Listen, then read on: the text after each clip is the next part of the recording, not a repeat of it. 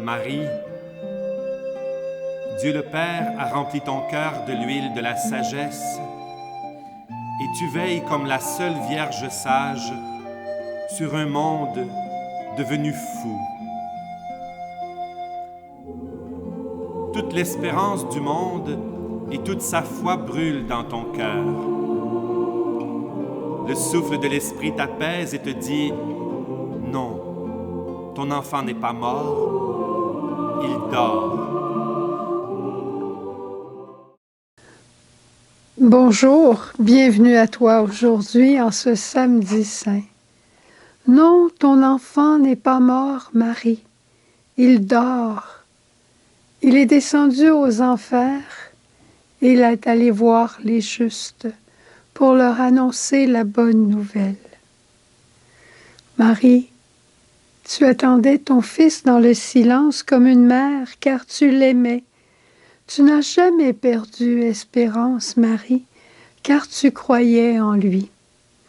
Et Jésus est revenu te voir en alliance comme un vrai fils, car il t'aimait. Il a voulu par toi donner confiance, car il croyait en toi. Et aujourd'hui, Marie, nous te disons, regarde tes enfants dans leur souffrance comme ton fils, ils sont à toi. Viens raviver leur foi dans le silence, car ils ont cru en toi. Et encore aujourd'hui, Marie, nous crions, nous croyons en toi. Aujourd'hui, samedi saint, jour marial entre tous dans le Triduum. Jour où on se tourne encore plus vers Marie, Stabat Mater, elle qui hier était là debout au pied de la croix et qui est devenue notre Mère Sainte par la parole même de Jésus. Femme, voici ton fils.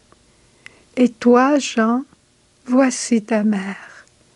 C'est à Jean que Jésus disait cette parole, mais c'est aussi pour chacun d'entre nous qui voulons accueillir Marie comme notre mère et même l'accueillir chez soi. Voici ta mère, prends-la chez toi, nous disait Jésus, en ta vie, en ta maisonnée, en tes décisions, en ton travail, en tes douleurs. Marie comprend tes douleurs parce qu'elle a aussi eu le cœur transpercé par le coup de lance. Elle a pleuré plus que tout être humain. À cause de sa grande pureté, elle voyait la laideur du péché. Sur le corps très saint de son Fils, l'agneau immolé. Ce péché, nos péchés, mon péché, l'ayant mis à mort, n'a rien altéré à l'amour de Marie pour chacun d'entre nous. Elle garde espérance, et aujourd'hui, elle est la seule à garder espérance. Elle console même le pécheur repentant qui s'approche d'elle, comme elle a consolé Saint Pierre quand il est revenu vers elle avant la Pâque. Il osera à peine regarder Jésus dans les yeux, mais s'il en est capable, c'est parce qu'il aura rencontré le regard miséricordieux de Marie. Marie nous invite aujourd'hui à attendre le retour victorieux de Jésus après sa descente aux enfers.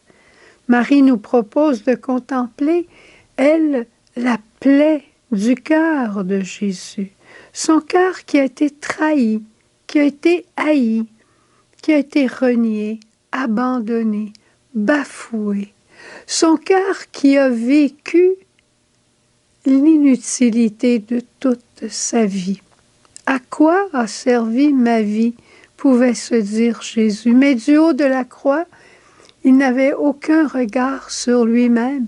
Il s'est préoccupé du bon larron, il s'est préoccupé des bourreaux qui le frappaient en demandant au Père de leur pardonner. Il s'occupait de Jean, il s'occupait de Marie.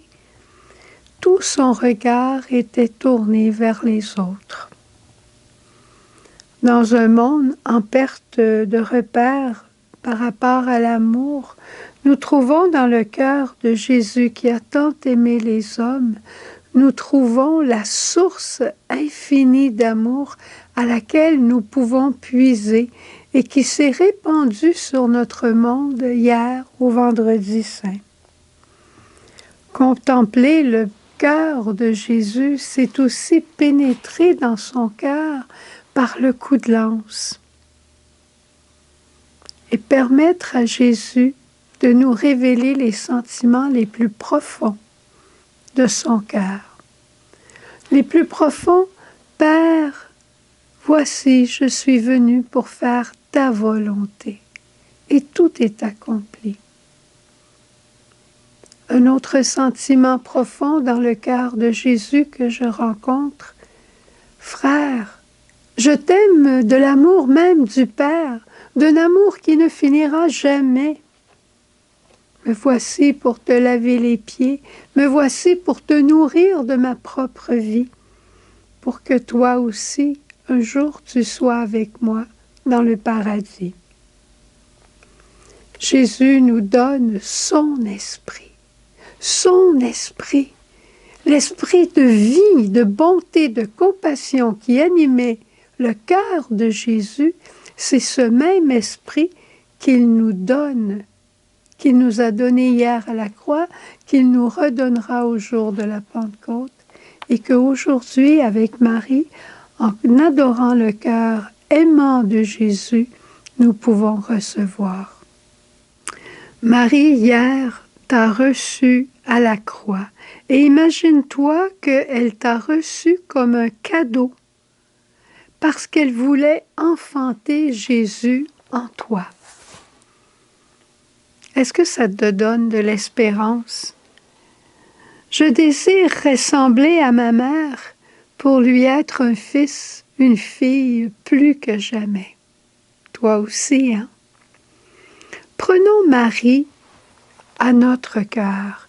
Prendre Marie chez soi, ça ne veut pas dire à la prendre puis qu'elle vienne vivre dans ma maison seulement. Ça veut dire me mettre à l'écoute aussi de son cœur. Mais pas seulement pour faire ce qu'elle me dira, mais pour écouter ses joies, ses peines, ses secrets. Prendre Marie chez soi. C'est ce que je te souhaite aujourd'hui, une journée toute mariale. Quel que soit ton âge, que tu aies 92 ans ou que tu aies 14 ans, quel que soit ton âge, prends Marie chez toi pour toute ta vie. Elle te conduira à la sainteté. Elle te conduira comme elle a conduit Jésus. Au revoir. On se retrouve à la résurrection.